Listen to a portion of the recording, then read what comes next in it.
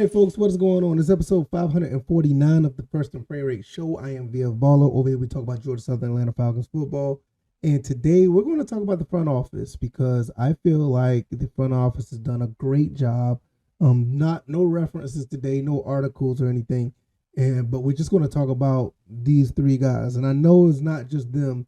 Terry Fontenot's already said it's been a collective situation from making the front office the way it is, getting certain personnel in the door, players on the team, and etc. So it's actually phenomenal how well they've done things within this 3-year span. I want to talk about that, give you my thoughts and opinions. This is your first time here, welcome. I can be found on YouTube and Rumble. I'm also on Anchor, Stitcher, Spotify, Apple, and Google Podcasts. And I want to thank you guys for the viewership on the podcast yesterday. A lot of people came through, almost doubled, in some cases tripled the viewership that we normally have on the show. It just shows that this channel is growing, and I really appreciate it. Also, I don't think I've looked at all the podcast analytics today, but I saw a couple of them. It was an uptick in the listenership as well. So I really, really appreciate that. Once again, I'm going to tell you guys that I do have something up and coming for the podcast and this channel in general, possibly for my second channel as well, if you want to check that out. I'm still in the works of getting that worked out, but please stand by. I think you guys are going to love it. I'm still working on it. So over the weekend, I'm really going to go in overdrive to fix that. Well, I ain't going to say fix it, but work on it. And I think by the beginning of the week, you guys are going to love it. So please be on the lookout for that. It's in the works. So let's go ahead and get into the show. And the front office, Arthur Smith was hired as coach. Terry Fontenot came in a little bit after, and you saw all the things that were said. I know you thought that Terry Fontenot was going to come and sabotage the Falcons because he came from the Saints. Arthur Smith knows his offense, but he doesn't know how to coach. Arthur Blank was basically just grabbing at people again, trying to get people in the door to coach the team. It was a lot of talk and speculation, and some of that stuff still hasn't died down since the last two seasons, and it's still there because a lot of people don't think 7-10 is acceptable, which in most cases is not. But when you understand where this team was at and where it was going, you see what they're trying to do. It's been noted at the end of the first season that Terry Fontenot and Arthur Smith was here after the 7-10 season, that they wanted to get rid of Matt Ryan from the get-go. Not to say it in a negative light, but they felt like there was no need to keep Matt Ryan around. They wanted to offload that contract from day one, and they ended up doing it within a trade to the Colts. And all intents and purposes, that looked like a pretty good trade. We got D'Angelo Malone with that trade, and it looked like D'Angelo Malone could be a cog in the defense going forward. So I think it was a pretty decent trade overall.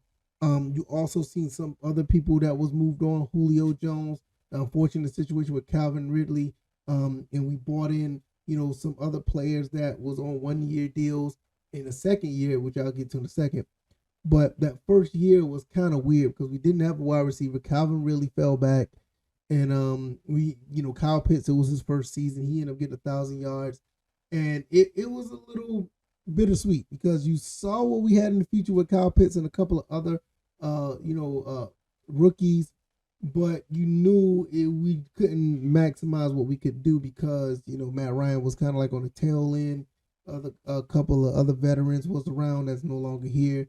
Some other veterans we didn't know if they were going to be here, like Grady Jarrett, Jake Matthews.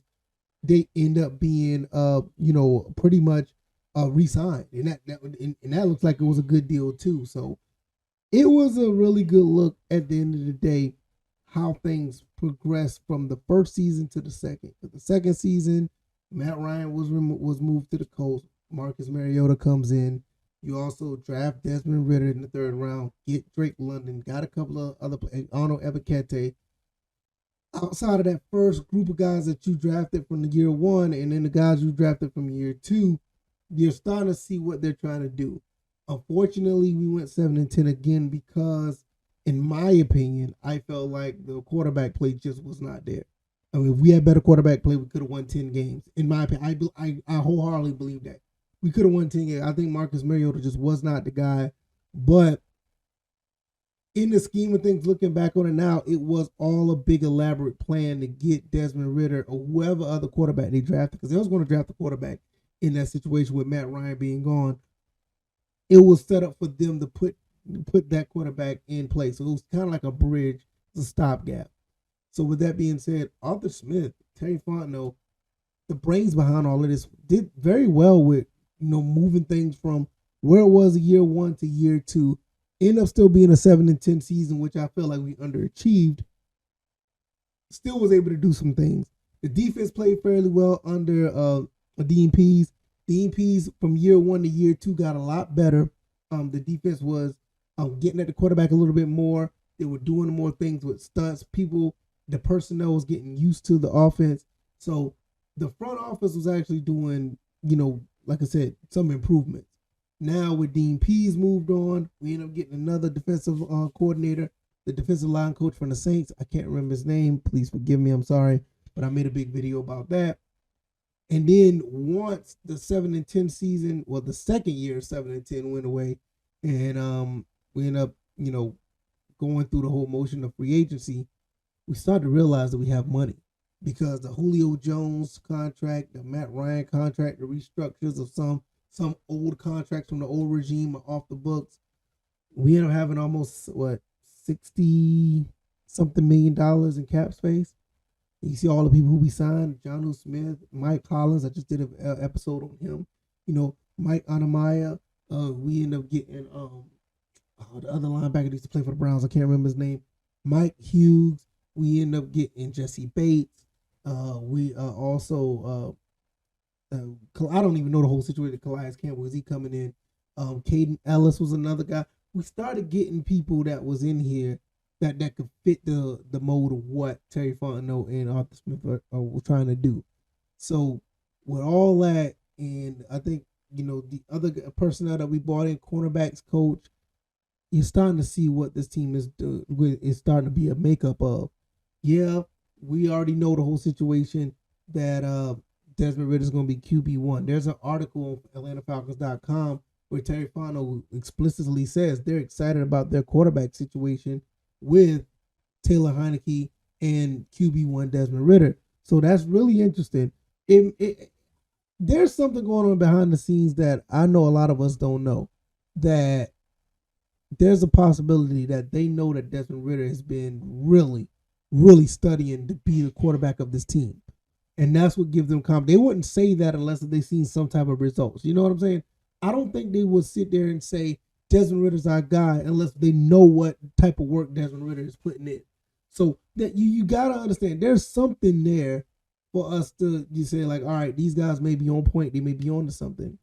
So with that being said, with everything else that they've done, I don't see why there's not a reason to trust what this front office has done at this point.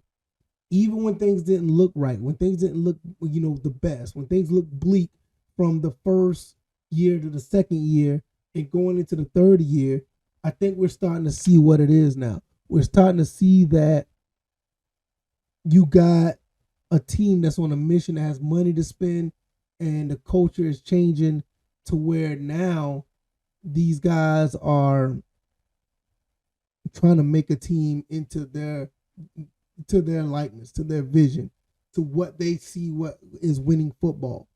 You bring the personnel in, you bring the players in, and the guys that are coming in to play for this team, they're believing in what they're trying to do. You heard what Matt Collins said. Matt Collins said that, look, he felt like he vibed with the GM and the coach immediately, and the fit for him is exactly what's in Atlanta. He can take his game to the next level from the 57 catches, can probably jump up to 87 catches, 77 catches. And you still going to have a situation with Drake London, who possibly can move up to get more catches and receiving yards this year than he had last year. I think he broke Julio Jones' record for receiving yards as a rookie. I'm not sure, but that's kind of weird because the quarterback that we had. But also you look at a running game like Tyler Algier, who ran for 1,000 yards after really not playing the first 4 games. Coach Arthur Smith sees something with this team. or he knows how to implement personnel on the field. Terry Fontenot has an eye for talent, and he has a way of making people want to come to this team to play. We can sit here and always sit and complain about the certain quarterback that's not going to be on this team. He plays for the Ravens. We don't talk about him. But there's reports now that he's using a fake agent or whatever. Kind of weird. I don't know. I don't care. I love the talent that he has, but I don't think the front office don't want him. And I'm not going to shake my pom-poms and rah-rah for him. I'm just not. But with that being said, I hope he finds happiness wherever team he goes to. I'm not hating on the guy. But nevertheless, what this front office wants, not what is, he's not in the cards. And that's okay. I think at this point we should have some type of, I ain't gonna say appreciation, that's too strong of a word. I think we should nod our head and tip our hat to what these guys are doing. Because they're doing something in the right direction. I give them props. I give them a lot of, I give them a lot of accolades for that. Because I didn't think, I can't remember at one time when we were in a situation like this where we have cap money, we're signing players, and we're signing them at good deals, real friendly deals for both sides where they get paid and we're not breaking the bank, and we're still going to be having money for the next season from what I hear, and the next season after that. So the plan is in motion, and you're starting to see the other side of the plan from the beginning where it looked so dark. Now you're starting to see it come to a little bit more light. But once everything is put together, I think we're going to be happy with this team. And I'm going to be honest with you. Before I close, I'm going to say this. I don't think this is the end game for what Terry Fontenot and Arthur Smith wants for this team. I don't think this one offseason is enough. I think they really want this team to be a long-term franchise contender. And the way they do that is where they started now. I think year 3 is, you can make an argument, year 3 is probably end up like year 1 for this regime. Because they had to weed out a lot of things that they did not want to deal with. What they cleaned up in the last 2 years was not a part of the plan. It's not winning football. It's not the franchise that they want to take on. I think year 3, the way they got things set up, it coming in with a new salary cap when they're in the plus. They're getting players that they want finally because they can spend some money. And you're starting to see that this is the makeup that they want. I feel like this is de facto year 1 for this team. And now you're starting to see what they're possibly going to be doing for years to come. If you like this commentary, hit the like button, share this podcast, subscribe to the channel if you haven't already. I can be found on YouTube and Rumble, Anchor, Stitcher, Spotify, Apple, Google Podcasts. Give me a 5-star rating on that Apple Podcast avenue if you haven't already. Any other avenues that you like to listen to, give me a high rating on that. That brings more traffic. If you guys are on the YouTubes or Rumble, give me a thumbs up over there. It helps with the algorithm to where these guys, more people will be able to see the show, and we'll be able to talk more with other people in the comment section. So thank you guys once again. I am still working on that big project over the weekend. Hopefully you guys will be around to check that out.